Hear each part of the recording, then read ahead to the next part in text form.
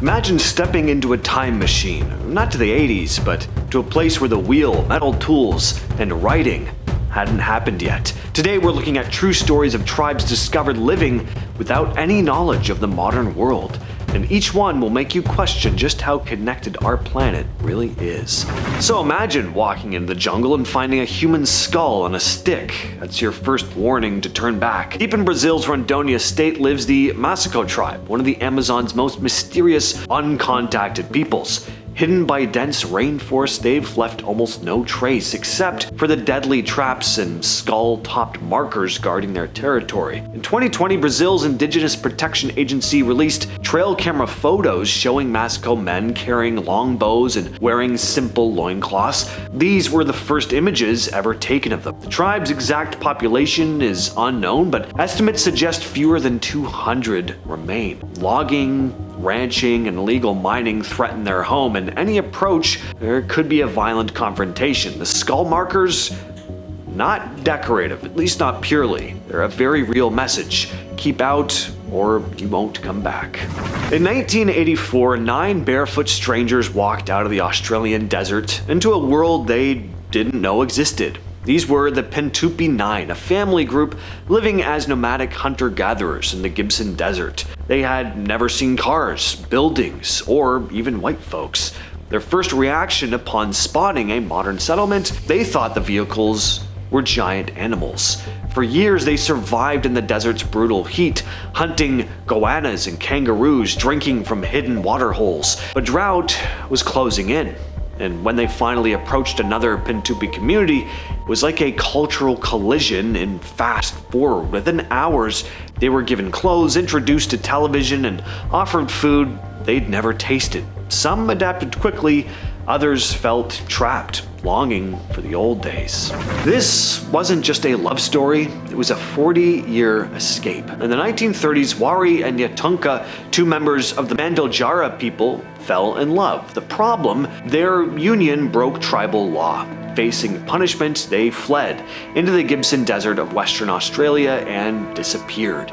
For decades, they lived as true desert nomads. They hunted emus, dug for water, slept under the stars. By the 70s, only a handful of older Aboriginal people remembered their names. In 1977, a group of trackers finally found them. The couple was frail, worn down by age and a harsh drought. They agreed to return to the nearest community, but they never truly adjusted to modern life. Both sadly passed away within months. Their story became a symbol of cultural resilience and of love strong enough to defy an entire society. In 2007, a small group walked out of the Brazilian rainforest, half naked, heads shaved, and speaking a language no one had heard in decades. These were the Metyktire, a subgroup of the Kayapo people. They'd been living in extreme isolation in an indigenous territory deep in the Amazon. They appeared unexpectedly in a remote Kayapo village, sparking shock among the locals. The Metyktire men wore sheaths, while the women shaved their heads in a style not seen among other Kayapo for generations. Their dialect was so different it took days to figure out basic communication. Researchers believe they'd broken away from the Kayapo long ago, avoiding all contact with outsiders. Their sudden appearance is still a mystery. Some say logging threats forced them out, others think it was a quest for allies. Either way, their arrival was like a ghost from the past suddenly stepping into the present.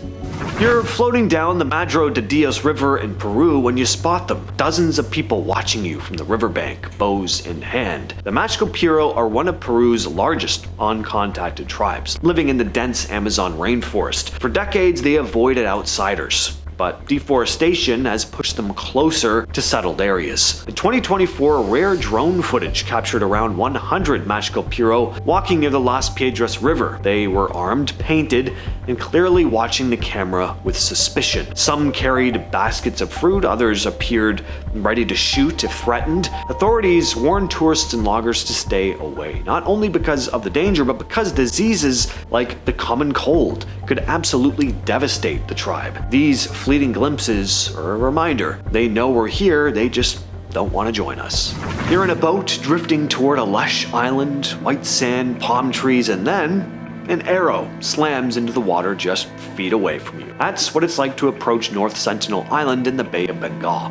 The Sentinelese people have rejected contact with outsiders for thousands of years. In the late 1800s, a British expedition kidnapped 6 Sentinelese, hoping to study them. The adults died of diseases within days, and the survivors, when they were returned, they were just angry and very afraid. And since then, outsiders have been met with spears, arrows, and shouts from the shore. In 2006, 2 fishermen drifted too close and were killed instantly. The Indian government made the island off limits, protecting both the Sentinelese and anyone foolish enough to try their luck. The most infamous encounter came in 2018, when an American missionary tried to bring Christianity to the island. He never made it back. It's one of the last places on Earth where modern contact has failed every single time.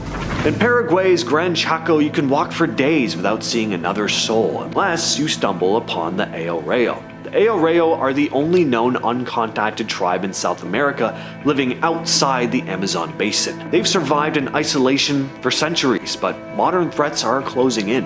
In 2023, satellite images showed new deforestation just miles from known Ayoreo territory. Ranchers have been clearing the forest for cattle at a staggering pace, shrinking the tribe's safe zone. Occasional sightings confirm they're still out there, small family groups moving at night to avoid being detected. For the Ayoreo, being seen is dangerous. History has taught them that contact often brings disease, displacement, or worse, which is true. So they stay hidden, holding on to a way of life that may soon be impossible. Not all isolation is deep in the jungle. Some hide in plain sight. The Togutil people live in the forests of Halmahera, Indonesia. They are technically citizens of Indonesia. Many have never interacted with outsiders, though. They survive by hunting wild pigs, gathering up an edible starch called sago, and cultivating small gardens for villages. In 2023, park rangers patrolling a national park reported seeing Togutil families fleeing deeper into the forest as they got closer. The group had probably spotted logging activity and was moving to safer ground. Researchers estimate there are only a few hundred fully isolated Togutil left. Some younger members have been coaxed into nearby settlements, but the majority prefer the forests, where life is predictable, if not easy. For them, the modern world is not tempting, it's just a threat. Earlier this year, a young man wearing nothing but a loincloth walked into a riverside village in Brazil and then vanished again the next day. Locals said he came from a completely uncontacted tribe in the Havari Valley, home to the highest concentration of isolated peoples on Earth. He seemed nervous but curious, gesturing for fire and food. Witnesses gave him bananas and roasted fish. He accepted, then left as silently as he came. Officials blurred his image and released footage to protect his identity. Uncontacted people face huge risks if they're tracked. No one knows if he was scouting, if he was lost, or just curious, but for a few hours, 2 worlds touched, and then they separated again. Most of us will never meet someone from an uncontacted tribe. Sydney Possuelo did it 9 times. Possuelo, a Brazilian explorer and indigenous rights advocate, spent decades trekking into the Amazon, not to force contact, but to protect it. In the 70s to 90s, he was part of first contact missions with multiple tribes, always bringing doctors to prevent disease outbreaks. One of his most famous encounters was with the Karubo, a group feared for their use of large wooden clubs. He approached slowly with gifts, and after weeks of tense observation, the Karubo accepted the offerings. Possuelo later fought to create no-go zones for outsiders, preserving tribal territories. His philosophy: the best contact is no contact at all. I mean, a little ironic, considering he's the only person I've ever heard of to have made contact 9 times, but I get and appreciate the sentiment. I've been your host, James. I'll catch you, yes, you specifically, in the next video.